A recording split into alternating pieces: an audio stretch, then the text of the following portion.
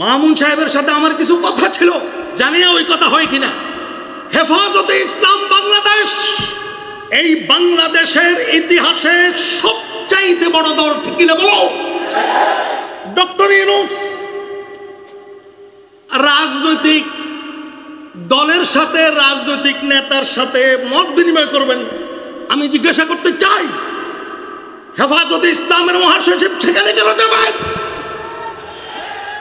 যদি হেফাজতের 13 দফা নিয়ে কথা বলতে হয়, আপনি প্রাইভেট ডক্টর ইউনূস থেকে সময় নেন। ডক্টর ইউনূস আপনাকে 4 বার সময় দিবে, 3 বার স্যালুট জানাবে। আমরা কেন ডক্টর ইউনূসের কাছে যাব? যমুনায় যাব, যমুনায় যারা থাকে তারা আমাদের কাছে আসবে। আমাদের পরিষ্কার কথা, হাটাজারির হেফাজত, হাটাজারি নিরাপদ। বলুন সবাই, হাটাজারির হেফাজত, হাটাজারির হেফাজত। কোন দালালের জায়গা হেফাজতে হবে না। हजारों साल नरगिस अपनी बेनूरी पे रोती है, हजारों साल नरगिस अपनी बेनूरी पे रोती है, बड़ी मुश्किल से होती है चमन में दीदावर पैदा। আমরা জানি শাপলা চত্বরের পরে শুকরিয়া মাহফিল হয়েছিল। আমি এই শুকরিয়া মাহফিলকে শুকরিয়া মাহফিল বলি না, এটা তথাকথিত শুকরিয়া মাহফিল। এই শুকরিয়া মাহফিলে বাংলাদেশের 2-3 জন ওলামায়ে কেরাম উপস্থিত হন নাই।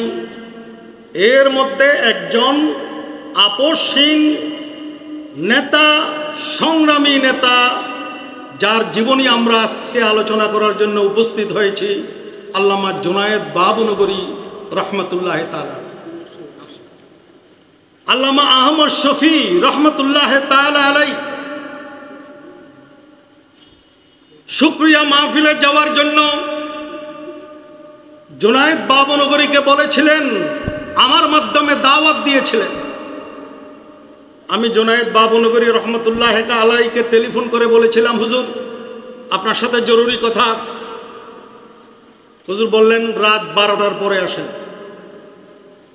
রাত 12টার পরে হুজুরের রুমে যাওয়ার পর হুজুরকে দাওয়াত পৌঁছানো হলো। হুজুর আমাকে বললেন, আমি মাজুর, অপারক, এই কথা হুজুরকে পৌঁছে দিব। সংক্ষিপ্ত কথা বলার পর আমি ফিরে আসলাম। প্রথমে আবার আমাকে ডাক দেওয়া হলো। জুনায়েদ বাবনগরী আমাকে বললেন, মাজুর বলতে আপনি কি বুঝেছেন? শারীরিকভাবে আমি মাজুর নয়, উর্দু ভাষায় বলেছেন মাই জানে সে মাজুর। পৃথিবীর কোন শক্তির সাথে পৃথিবীর কোন শক্তির সাথে আপোষ করেন নাই যিনি, তার নাম জুনায়েদ বাবনগরী। জুনায়েদ বাবনগরীর এই স্মরণ সভায় আজকে আমি বলতে চাই,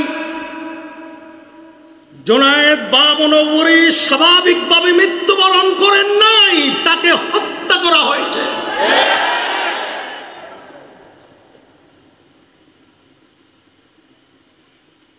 সুস্থ সুঠাম দেহের একজন মানুষ শাপলা চত্বরে গিয়েছিলেন, সেখান থেকে তাকে গ্রেফতার করা হয়েছিল। আল্লাহর বান্দা মৃত্যু পর্যন্ত আর হুইল চেয়ার ছাড়া চলতে পারে না, অচল করে দেওয়া হয়েছিল। এরপর তথাকথিত করোনার টিকা, পৃথিবীতে অনেক ধরনের টিকা রয়েছে। করোনার টিকা আগে মেসেজ পাঠাইতে হবে ডিসির অফিসে, এরপরে মেসেজের মাধ্যমে এখানে খবর আসবে, তারপরে ইনজেকশন পুশিং করতে হবে। এই করোনার টিকা পুশিং করার কিছুদিন পর দ্বিতীয় করোনার টিকা নিতে পারেন নাই, আল্লামা জুনায়েদ বাবনগরী ইন্তেকাল হয়ে গেছে। ইন্তেকালের 1 ঘন্টা পর আমি হুজুরের একজন খাদেমকে ডেকে জিজ্ঞাসা করেছিলাম, হুজুর করোনার টিকা দিয়েছেন কয়দিন হয়েছে? এই কথা জিজ্ঞাসা করেছিলাম।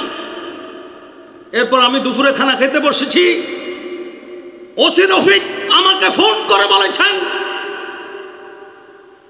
আপনার কক্ষে অদৃশ্যভাবে রাডার লাগানো হয়েছে। জুনায়েদ বাবুনগরী সম্পর্কে আপনি কি বলেছেন? খবরদার, এমন কথা যদি আপনি বলেন আপনি সাবধান হয়ে যান।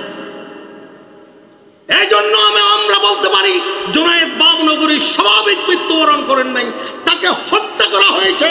আজ থেকে তার নামের শুরু দিয়ে থাকবে আপসহীন শহীদ জুনায়েদ বাবুনগরী।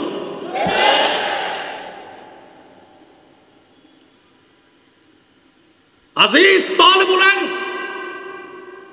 আমরা জুনায়েদ বাগদাদীর নাম শুনেছি, শুনি নাই? কারা কারা নাম শুনেছি একটু দুই হাত উঁচু করে দেখাই। আমরা জুনায়েদ বাগদাদীর নাম শুনেছি, হাত নিচে নাও। জুনায়েদ বাগদাদীর নাম শুনেছি, কিন্তু বাগদাদের রাষ্ট্রপতি কে ছিল, প্রধানমন্ত্রী কে ছিল আমরা জানি না। বলতে পারবেন কেউ? বলতে পারবো না। জুনায়েদ বাগদাদীর নাম ইতিহাসের পাতায় আছে, কিয়ামত পর্যন্ত থাকবে। আমি বলে দিতে চাই, খালেদার নাম থাকবে না, হাসিনার নাম থাকবে না। 50 বছর পরে হলেও এই বাংলার ইতিহাসে শাইখুল ইসলাম আল্লামা আহমদ শফীর নাম, জুনায়েদ বাবুনগরীর নাম স্বর্ণাক্ষরে লেখা থাকবে।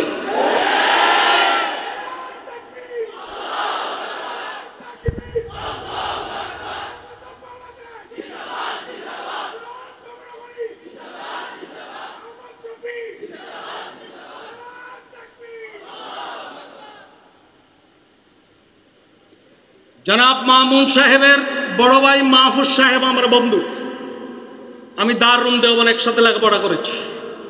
মামুন সাহেবের সাথে আমার কিছু কথা ছিল, জানি না ওই কথা হয় কিনা। হেফাজতে ইসলাম বাংলাদেশ এই বাংলাদেশের ইতিহাসে সবচাইতে বড় দল, ঠিক না বলো?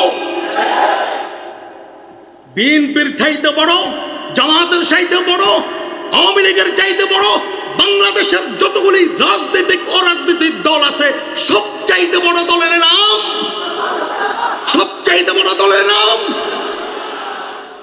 হেফাজতে ইসলাম বাংলাদেশ। আমি একটু সুলতার বাহিরে কথা বলি। ডক্টর ইউনূস রাজনৈতিক দলের সাথে, রাজনৈতিক নেতার সাথে মত বিনিময় করবেন। আমি জিজ্ঞাসা করতে চাই, হেফাজতে ইসলামের মহাসচিব সেখানে কেন যাবেন? যদি হেফাজতের 13 দফা নিয়ে কথা বলতে হয়, আপনি প্রাইভেট ডক্টর ইউনূস থেকে সময় নেন।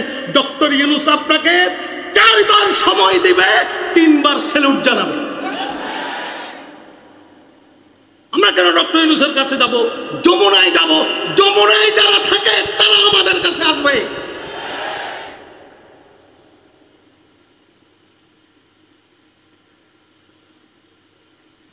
সুতরাং আমাদের পরিষ্কার কথা, হাটাজারির হেফাজত, হাটাজারি নিরাপদ। বলুন সবাই, হাটাজারির হেফাজত, হাটাজারির হেফাজত। কোন দালালের জায়গা হেফাজতে হবে না।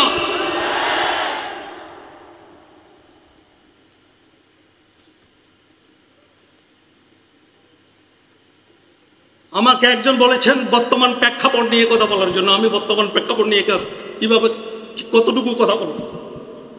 এখানে তো আমার হাটাজারি মাদ্রাসার ওই বিপ্লবী ছাত্ররা আছে যারা 24 ঘন্টার আলটিমেটাম দিয়ে 2 ঘন্টা ওসিকে অপসারণ করেছে।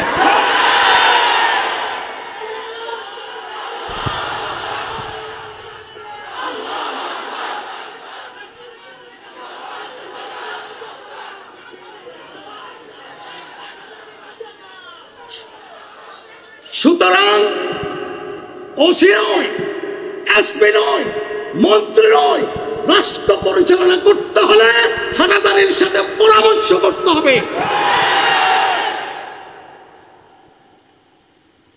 সর্বশেষ কথা, বর্তমান প্রেক্ষাপট নিয়ে কথা বলার জন্য বলা হয়েছে। 2 দিন আগে ডাকসু নির্বাচন হয়েছে, আপনারা জানেন। ডাকসু নির্বাচন আমাদেরকে একটা মেসেজ দিচ্ছে, শুনবেন ওই মেসেজটা? ডাকসু নির্বাচন মেসেজ দিচ্ছে, আমরা জাতীয়বাদ দেখেছি, ধর্মনিরপেক্ষবাদ দেখেছি, ওলামায়ে কেরাম যদি ঐক্য হয়, আগামীর বাংলাদেশ ইসলামের বাংলাদেশ, কোরআনের বাংলাদেশ। হাসবুনাল্লাহু ওয়া নি'মাল ওয়াকিল, নি'মাল মাওলা ওয়া নি'মান নাসির।